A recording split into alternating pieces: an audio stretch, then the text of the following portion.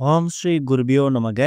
ஓம் ஸ்ரீ மகா பெரியவா சரணம். வரும் செப்டம்பர் 21ஆம் தேதி ஞாயிற்றுக்கிழமை மகாலய அமாவாசை.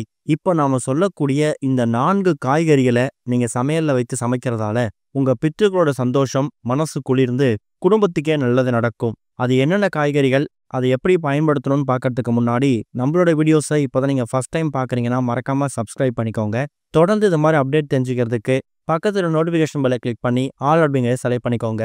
இப்போ மகாலய அமாவாசை அன்னைக்கு என்ன மாதிரியான காய்கறிகளை எப்படி பயன்படுத்த போகிறோம் அப்படிங்கிற பற்றி தெளிவாக தெரிஞ்சுக்கலாம். மகாலய அமாவாசை அப்படிங்கிறது புரட்டாசி மாசத்துல ஒரு வருஷமும் வரக்கூடிய அமாவாசை தினம். மகாலய அமாவாசை அன்னைக்கு செய்யக்கூடிய முன்னோர் வழிபாடு நம்மோட பாவங்களை எல்லாம் போக்கி நமக்கு நன்மைகளை தருவது மட்டும் இல்லாம யமலோகத்தில் துன்பப்படக்கூடிய நம்மோட முன்னோரோட பாவங்களையும் போக்கி அவங்களுக்கு நற்கதியை வழங்கி பித்ருலோகத்துல சுகமா வாழக்கூடிய வாய்ப்பை நம்ம கொடுக்கலாம். மகாலய பட்சத்துல 15 நாட்களும் மகாலய அமாவாசை அன்னைக்கும் நம்ம செய்யக்கூடிய வழிபாடுகள், தானங்கள், இது எல்லாத்தையும் ஏதாவது ஒரு வடிவத்துல நம்மளோட முன்னோர்கள் நேரடியா பெற்றுக்கொள்வதா ஒரு மிகப்பெரிய நம்பிக்கை இருக்கு. அது மூலயமா முன்னோரோட ஆசி கிடைத்து பித்ரு தோஷம், பித்ரு சாபம் இதுலேருந்து விடுபட்டு பலவிதமான துன்பங்கள்ல இருந்து வெளியே வருவதற்கான வாய்ப்பை நம்ம ஏற்படுத்திக்கலாம். புரட்டாசி மாசத்துல வரக்கூடிய இந்த மகாலய அமாவாசை ரொம்ப முக்கியமான ஒரு நாள். அன்றைய தினம் திதி தர்ப்பணம், விரதம், அன்னதானம் செய்யறதால பித்ரு தோஷம் சாபம் நீங்கி வருஷம் முழுக்க அமாவாசை வழிபட்ட பலன் கிடைக்கும். பொதுவாகவே இந்த அமாவாசை அப்படிங்கிறது நம்மளோட பித்ருக்களை வழிபடுறதுக்கு அற்புதமான ஒரு நாள். பித்ரு சாபம், பித்ரு தோஷத்தை நீக்குவதற்கான ஒரு நாள். ஆனா இன்னைக்கு இருக்கக்கூடிய காலகட்டத்துல எல்லோராலையும் எல்லா மாதம் வரக்கூடிய அமாவாசை தினங்கள்ல வழிபாடு செய்யறது சில பேருக்கு இயலாத காரியமா மாறிடுது. அவங்க எல்லாமே இந்த மகாலய அமாவாசையை பயன்படுத்திக்கிட்டு வருஷத்துல இருக்கக்கூடிய மீதி 11 அமாவாசைகளை தவற விட்டவங்களுக்கு இந்த ஒரு மகாலய அமாவாசை ஒரு வரப்பிரசாதம். பித்ருக்களோட மனசு சந்தோஷப்பட்டு நம்மளோட குடும்பம் தலைமுறை நல்லா இருக்கிறது மட்டும் இல்லாம மேலோகத்துல பித்ருக்கள் எந்த விதமான துன்பமும் அனுபவிக்காம சந்தோஷமா இருக்கிறதுக்காகவும் இந்த மகாலய அமாவாசையை நம்ம பயன்படுத்திக்கலாம். அதுதான் புரட்டாசி மாசத்துல வரக்கூடிய மகாலய அமாவாசைக்குள்ள ஒரு மிகப்பெரிய ஒரு தனி சிறப்பு. அப்படிப்பட்ட மகாலய அமாவாசை செப்டம்பர் 21ஆம் தேதி இந்த வருஷம் ஞாயிற்றுக்கிழமையில வந்திருக்கு. செப்டம்பர் 21ஆம் தேதி அதிகாலை 1:03 ஆரம்பிக்கக்கூடிய அமாவாசை திதி செப்டம்பர் 22ஆம் தேதி திங்கட்கிழமை அதிகாலை 1:42 வரைக்கும் இருக்கு. ஆக மொத்தத்துல ஞாயிற்றுக்கிழமை உங்களுக்கு நாள் முழுக்க அமாவாசை திதி தான்.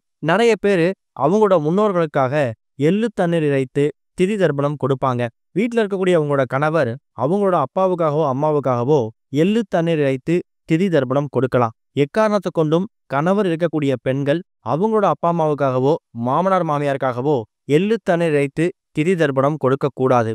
அதுக்கு மாற்று வழியா அவங்களுக்கு பிடிச்ச விஷயங்களை சமைத்து படையல் போடலாம். பசுமாட்டுக்கு, காகத்துக்கு எக்கச்சக்கமான தானங்கள் கொடுக்கலாம். ரோட்ல சாப்பாட்டுக்கே வழி இல்லாம கஷ்டப்படக்கூடியவங்களுக்கு அன்னதானம் பண்ணலாம். இதுதான் மகாலய அமாவாசை அன்னைக்கு பண்ணக்கூடிய எளிமையான வழிபாட்டு முறைகள்.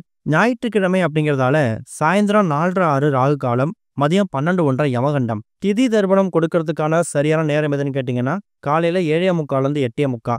இந்த நேரத்துல திதி தர்ப்பணம் கொடுத்துட்டு மதியம் 1:30 மணிக்கு மேல தாராளமா படையல் போட்டு வழிபாடு செய்யலாம். அப்படி போடக்கூடிய அந்த படையல்ல, அந்த சமையல்ல முக்கியமா 4 காய்கறிகளை சேர்க்கணும். நீங்க என்ன மாதிரி படையல் போட்டாலும் குறிப்பிட்ட இந்த 4 காய்கறிகளை கண்டிப்பா பயன்படுத்தணும். அதை பயன்படுத்துறதால 1008 காய்கறிகளை சமைத்து வழிபட்ட பலனை நீங்க பெற முடியுமா?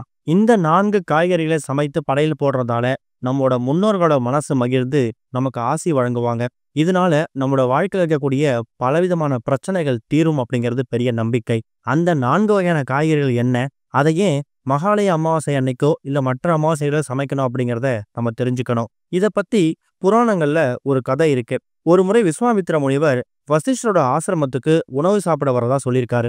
ஆனா தனக்கு 1008 வகையான காய்கறிகளை உணவு சமைச்சு பரிமாறணுங்கிற மாதிரி ஒரு கண்டிஷன் போட்டாராம். விஸ்வாமித்திரர் ரொம்ப கோபக்காரர் அப்படிங்கிறதால வசிஷ்டரும் அவர் சொன்னதை அப்படியே ஏத்துக்கிட்டு தன்னோட மனைவி கிட்ட போயிட்டு இந்த விஷயத்த சொல்லியிருக்காரு. வசிஷ்டர் குழப்பமோடு சொன்னதை அவங்க மனைவி ரொம்ப சிரித்த முகத்தோட ரொம்ப எளிமையா பண்ணிடலான்னு நம்பிக்கையோட சொல்லியிருக்காங்க. விஸ்வாமித்திரர் அவர் சொன்னபடியே வசிஷ்டரோட ஆசிரமத்துக்கு உணவு சாப்பிட வந்திருக்காரு. தான் கேட்டபடி 1008 வகையான காய்கறிகளும் தயாரா அப்படின்னு கேட்டதுக்கு தயார் அப்படிங்கிற மாதிரி வசிஷ்டரும் அவங்க மனைவியும் சொல்லியிருக்காங்க. அதுக்கப்புறமா இலை போட்டு முதல்ல 8 வாழைக்காய் வச்சிருக்காங்க. அதுக்கப்புறமா பாகற்காய், பிரண்டை, பலாக்காய் இது எல்லாத்தையுமே பரிமாறியிருக்காங்க. இதை பார்த்துட்டு விஸ்வாமித்திரர் கோபம் அடைஞ்சிட்டாரு. நான் 1008 காய்கறிகள் கேட்டேன், நீங்க என்ன வெறும் 4 காய்கறிகளை மட்டும் வைக்கிறீங்களே, என்ன அவமானப்படுத்துறீங்களான்னு கோவப்பட்டிருக்காரு. அவரை பணிவோட வணங்கி வசிஷ்டரும் அவங்க மனைவியும் 1008 வகையான காய்கறிகளை படைச்சதா அதுக்கு விளக்கம் கொடுத்திருக்காங்க.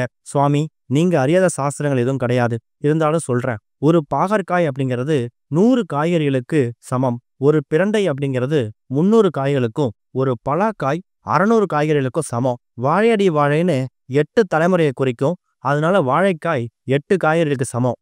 ஆக மொத்தத்துல எல்லாத்தையும் சேர்த்து பார்த்தா 1008 காய்கறிகள் வருது. அதை நாங்க உங்களுக்கு படைச்சிருக்கோம், நீங்க மனமோதி ஏத்துக்கணும்னு சொல்லியிருக்காங்க. அருந்ததி அவங்களோட இந்த அறிவையும் வசிஷ்டரோட மரியாதையும் பார்த்துட்டு விஸ்வாமித்திரர் அவங்களுக்கு ஆசீர்வாதம் மட்டும் இல்லாம அவங்க கேட்கக்கூடிய வரத்தையும் கொடுத்துட்டு போனாராம். பொதுவாகவே அமாவாசை மாதிரியான நாட்கள்ல முன்னோர்கள் நம்ம வீட்டுக்கு வந்து சாப்பிடுவாங்க, நாம போடக்கூடிய படையலை ஏத்துப்பாங்க அப்படிங்கிறது தான் ஒரு நம்பிக்கை.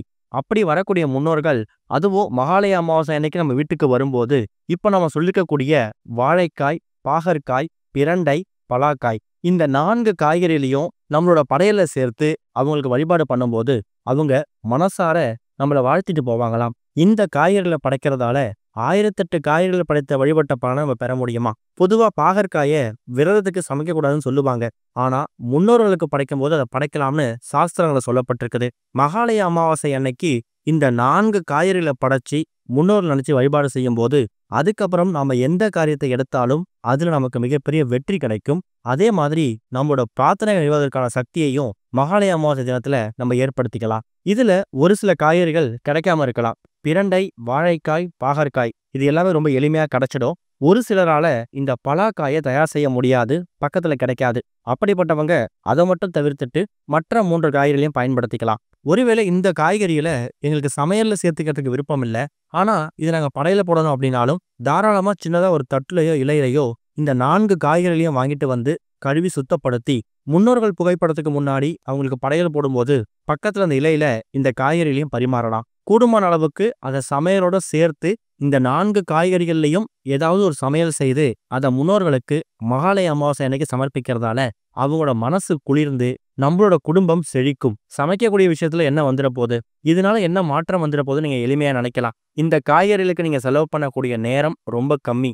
நம்மளோட பித்ருக்கள் அவ்வளவு சீக்கிரம் நம்மளை தேடி வரமாட்டாங்க. மகாலய அமாவாசை மாதிரியான சில முக்கியமான அமாவாசை தினங்கள்ல தான் நமக்காகவும் நம்ம குடும்பத்துக்காகவும் வருவாங்க. அப்படி வரக்கூடிய நபர்களுக்காக நாம ஒரு 5 நிமிஷம் சிரமப்பட்டு இந்த காய்கறிகளை சமைத்து வைத்து அவங்களுக்கு வழிபாடு செய்யும் போது அவங்க மனசார வாழ்த்திட்டு போவாங்க. எந்த ஒரு குடும்பத்துல பித்ருக்கள் சந்தோஷமாவும் நிம்மதியாவும் இருக்காங்களோ அந்த குடும்பத்தோட தலைமுறையே ஓஹோன்னு இருக்கும். இந்த ஒரு மகாலய அமாவாசை அன்னைக்கு இதை முயற்சி பண்ணுங்க, நல்லதே நடக்கும். ஓம் ஸ்ரீ குருபியோ நமக. ஓம் ஸ்ரீ மகா பெரியவா சரணம்.